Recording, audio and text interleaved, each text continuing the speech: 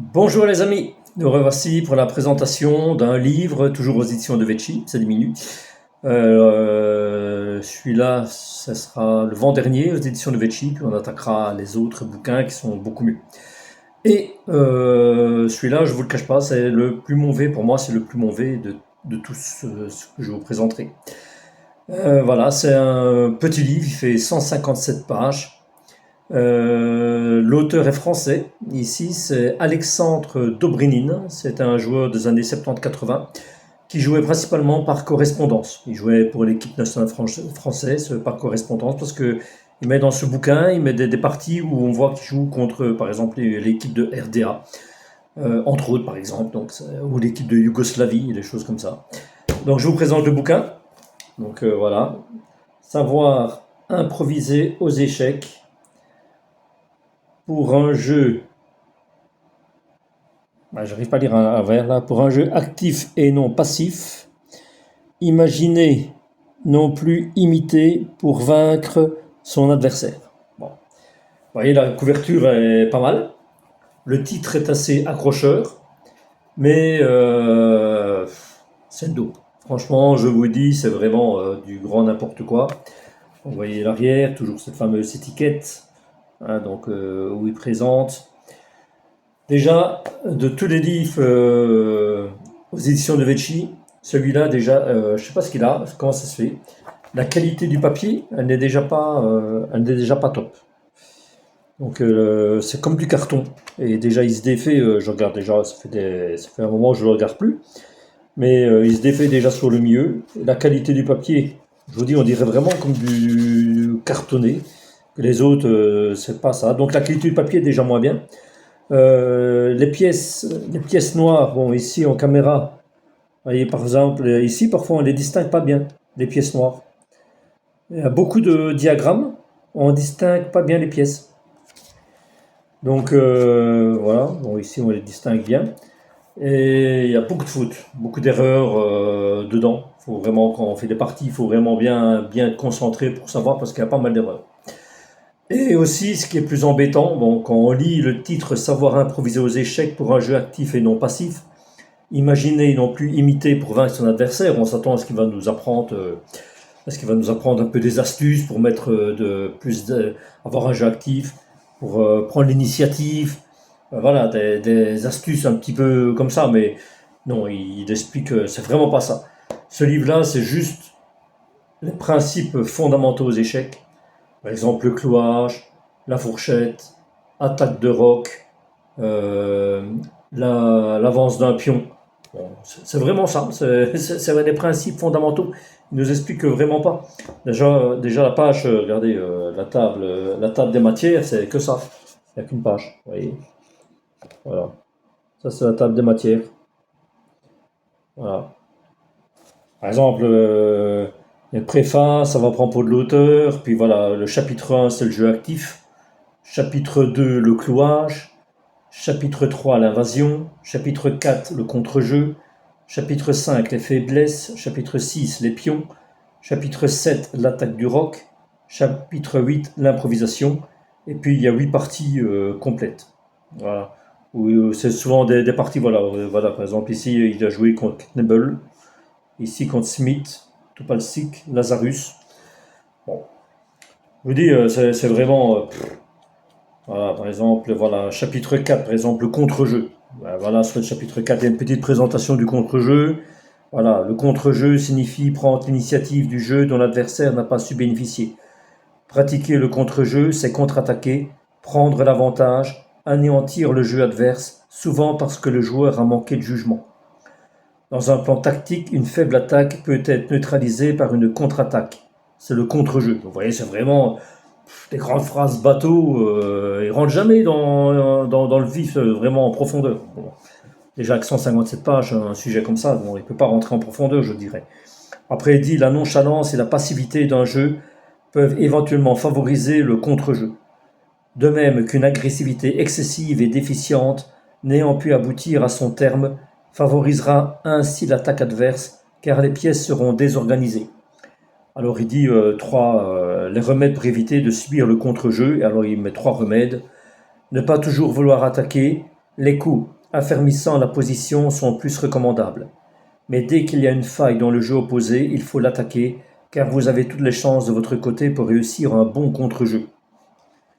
Chapitre 2, deuxième point, faire également attention aux faiblesses voulues qui seront alléchantes, servant de diversion et mobilisant du matériel à un endroit précis, ce qui facilitera le contre-jeu adverse.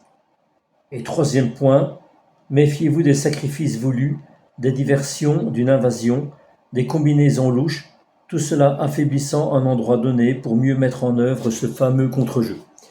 Donc après, il met une position. Déjà, on n'arrive déjà pas bien à voir les pièces noires. Bon, sur la caméra, ça donne un peu mieux. Parce que, vous voyez, donc il faut là, et puis après, voilà. Puis il met la position, puis il met un peu des coups, d'un coup soi-disant qui a fait le contre-jeu. Oh, allez, voilà, il n'y a que 4-5 pages. Voilà. Je vous dis, on n'apprend strictement rien. Mais alors là, strictement rien. Par exemple, là, je suis déjà, par exemple, à l'autre chapitre, là, maintenant. Chapitre 5, c'était les faiblesses. Les faiblesses, voilà, il explique les faiblesses. Voilà. Dans les grandes lignes, c'est bien expliqué, dans les grandes lignes, mais bon, après, il n'y a rien de bien détaillé. Par exemple, les faiblesses. On peut rencontrer plusieurs causes dans le thème des faiblesses. Les pièces non protégées, les pions isolés, un roc dénué de ses pions, des pièces se gênant mutuellement, subir une menace, ne pouvoir prendre l'initiative, impossible de garder l'égalité, etc. Après, il met les pions isolés ont d'énormes faiblesses, ils sont la proie de l'adversaire. Le plus rationnel, c'est de les isoler au maximum pour pouvoir mieux les attaquer. Donc vraiment des banalités. Franchement, c'est vraiment des grosses banalités. Ou alors, je ne vais pas vous lire tout le livre, mais ou alors il dit, quand il y a faiblesse dans un endroit donné, il faut a priori, dans la mesure du possible, prendre la balle au bond et l'attaquer immédiatement avant que l'adversaire ait remédié à cette situation. Je dis vraiment des banalités. Voilà, donc la même chose. Des positions données avec un coup soi-disant qui a vu une faiblesse et qu'il a profité de la faiblesse. Voilà. Vraiment des trucs bidons. Par exemple, le chapitre 2, le clouage. Il explique le clouage. Bon, je vais pas. En régulatif, tout ce que nous pouvons dire, que tout clouage crée un handicap chez celui qui le subit. Voilà, parce qu'il y a le clouage absolu et le clouage relatif. Alors, après, il explique. Et le chapitre 1, c'était quoi le chapitre 1? Voilà, le chapitre 1, c'était le jeu actif. Alors attention, le jeu actif est en général une construction de style dont les pièces sont libres de tout mouvement. Voilà. Le fou n'aura pas sa diagonale barrée par ses propres pions, mais placé au centre, il sera plus actif. La tour contrôlera sa colonne ouverte, prête à entrer dans le feu de l'action pour s'exprimer. Le cavalier aura ses obstacles dégagés, prêt à intervenir, car il est très puissant dans des positions ouvertes, mais quand il est au centre de l'échiquier, il est encore plus efficace que dans un coin. La dame devra, par sa grande puissance, exercer sa domination sur l'ensemble du jeu, car sa portée de contrôle est de 27 cases.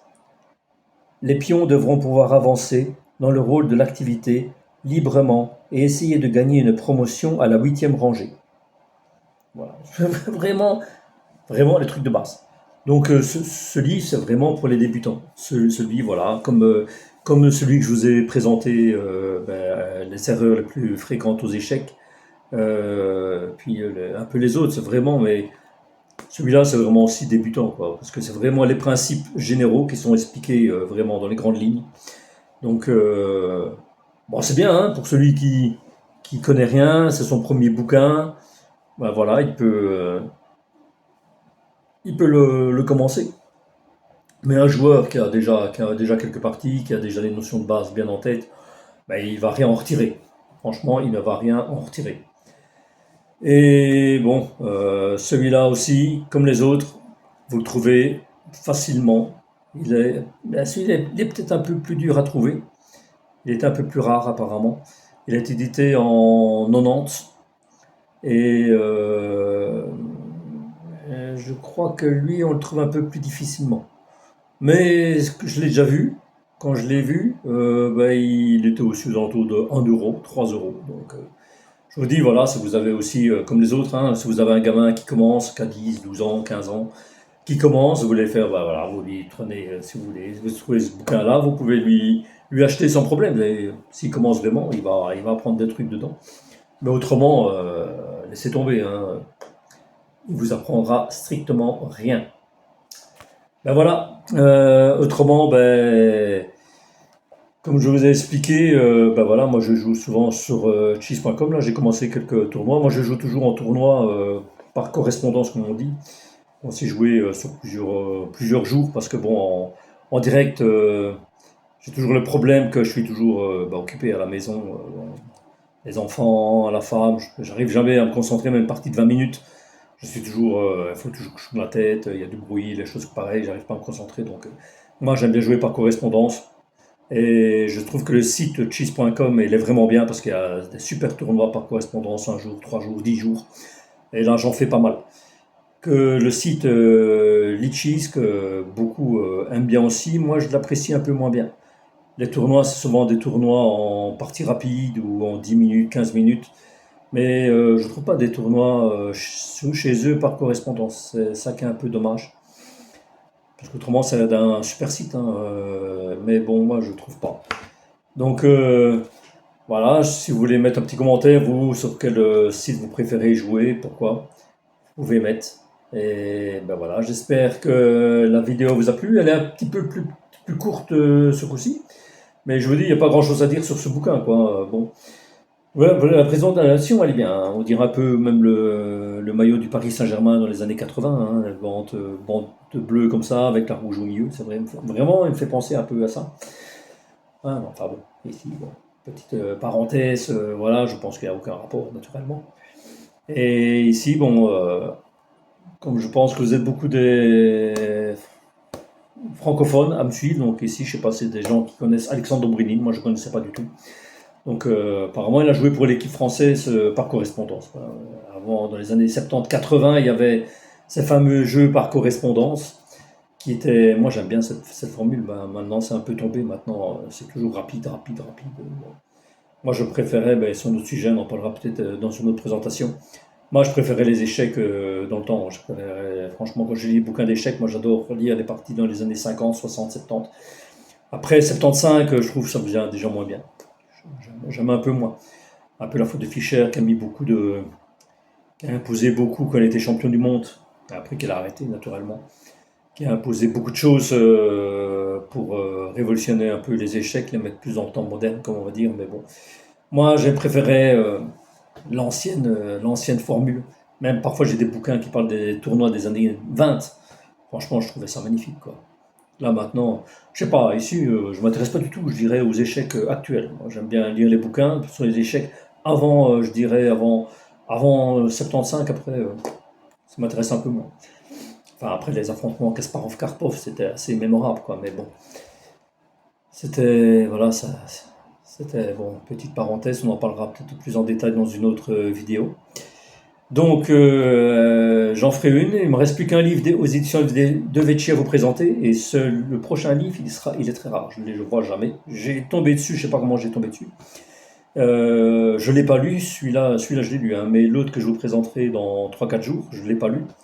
J'ai juste feuilleté, donc je vous ferai un aperçu un petit peu moins précis que ceux-là. Mais par contre, lui, le prochain que je vous présenterai, je ne le vois jamais sur aucun site internet. Vraiment jamais. Même quand je tape édition de Vecchi sur Google, ça me le sort jamais. On me dirait, je sais pas, c'était un tirage vraiment spécial, j'en sais rien.